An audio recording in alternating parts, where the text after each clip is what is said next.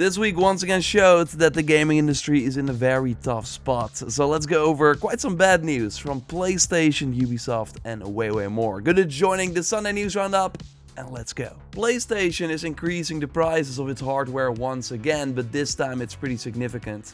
On their PlayStation blog they note that it's due to the continued pressure in the global economic landscape. This obviously alludes to things like the US tariffs, the increased memory cost due to the components being delivered to AI data centers where tech companies get better margins, and according to The Guardian, Iran's attack on last week's Qatar's natural gas export facility, which forced it to shut down and threaten supply of helium, a key ingredient used in producing computer chips. And lower supply means higher prices for manufacturing semiconductors that are used in consoles. Sony already raised prices last August, and this new increase is even more significant, which will have major ramifications. Let's look at the damage first though.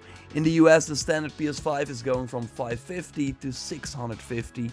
The digital edition is going from $500 to $600. And the PS5 Pro goes up from an already staggering $750 to $900, and you can basically exchange the dollars for euros here, as these are now also the same price in Europe. Only the PS5 Pro was already $800, so the increase is €100 instead of $150. Yes, these prices are crazy for more than 5-year-old tech that would normally become more affordable as the generation goes on, and this will have a huge impact on the gaming industry because people who would normally join later once the console becomes more affordable may now hold off and skip the generation entirely, or maybe even stop gaming altogether.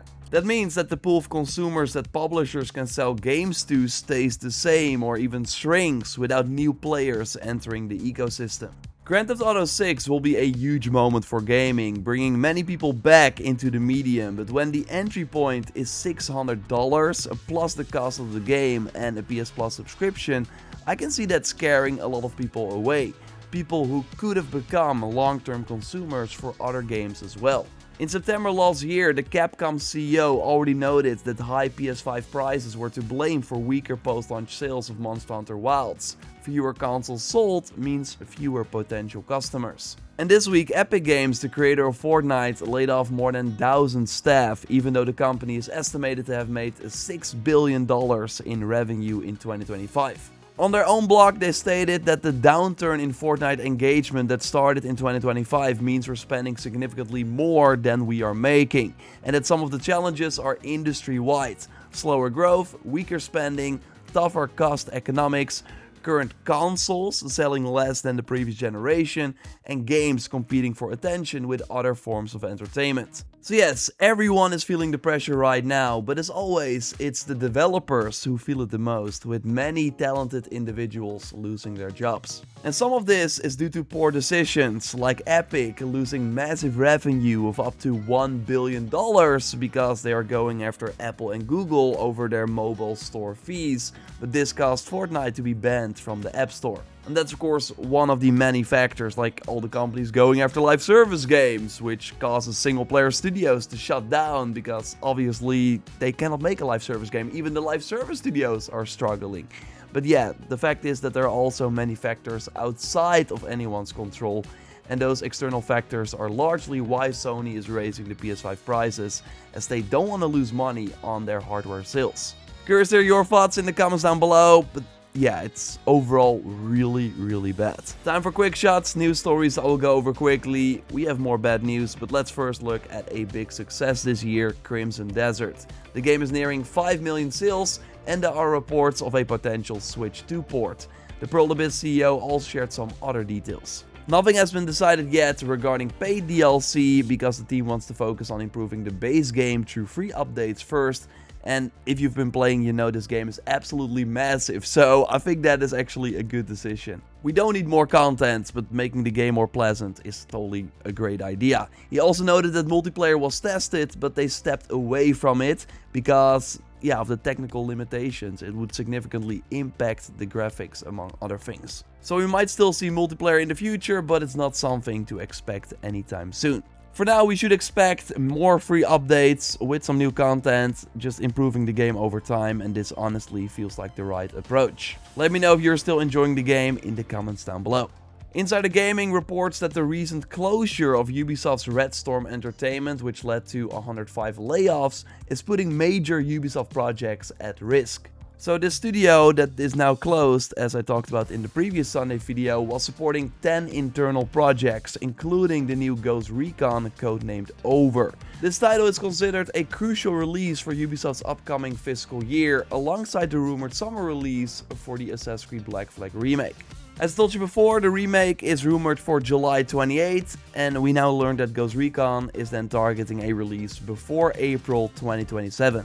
However, Over has already been scaled back significantly, and developers fear that Red Storm's closure could lead to further cuts or delays, since many of its staff were supporting the project. Which again would be very bad, because then for the next 12 months they would only have the Black Flag remake, and while that remake will likely do well, it won't be enough to put them in the green again, while of course all their other games like Hexay, the next Far Cry, are delayed.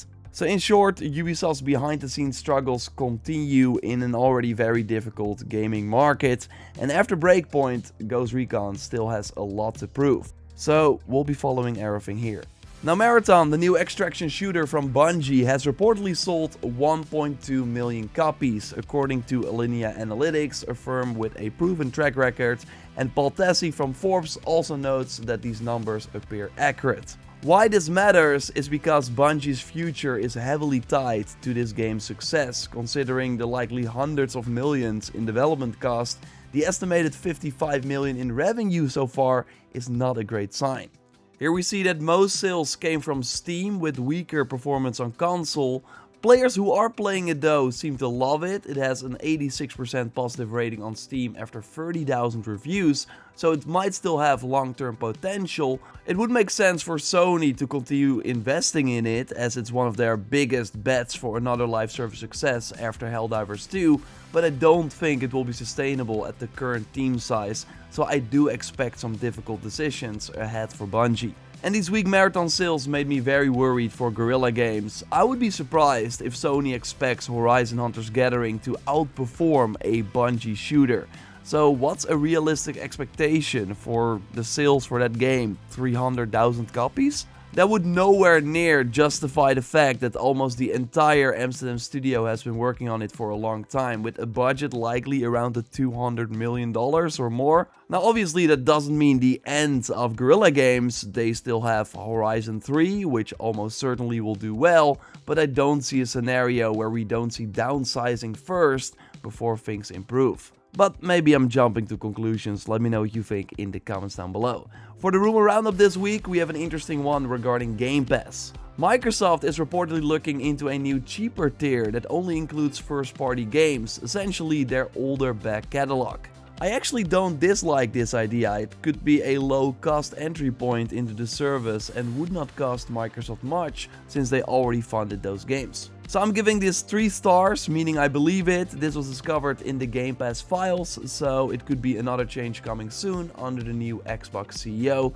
A small one, but yeah, I will of course keep you posted. I'm sure more things will change in the future. So this coming week we will get the new PlayStation Plus games. Lords of the Fallen is rumored for that, but I will of course keep you posted if we have way more news in another gaming news roundup like this on Sunday.